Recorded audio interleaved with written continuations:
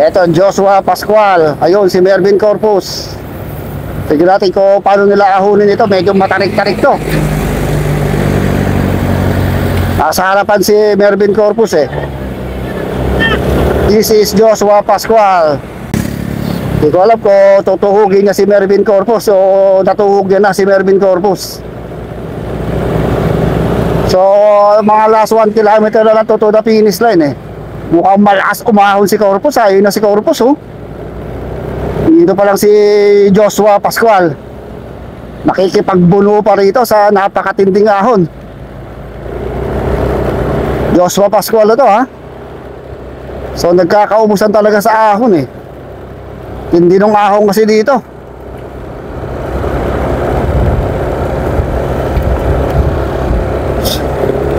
So may dire na tayong na ha. Okay, so lulusong to. Mabilis na lusong naman to. Ang gagawin dito ni Joshua Pascual. Tignan natin kung madidikitan niya si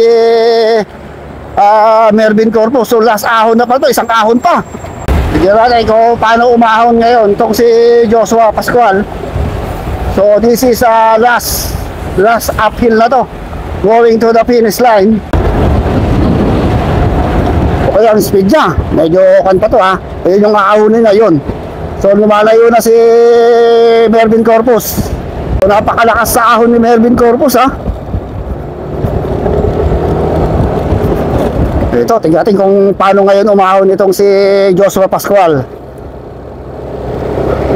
Kung malakas pa rin ba ang climber ng Bagabag Nueva Vizcaya, Aritaw Nueva Vizcaya. Itong si Joshua Pascual ang ating silver medalist sa National Individual Time Trial 2020 po. So ito na pala yung ating finish line. So ayan na yung ating Segovia Bridge. Malakas talaga. Ang kanyang speed 29-30 kilometers per hour. So this is Joshua Pascual from Team Excellent Noodles. Yun.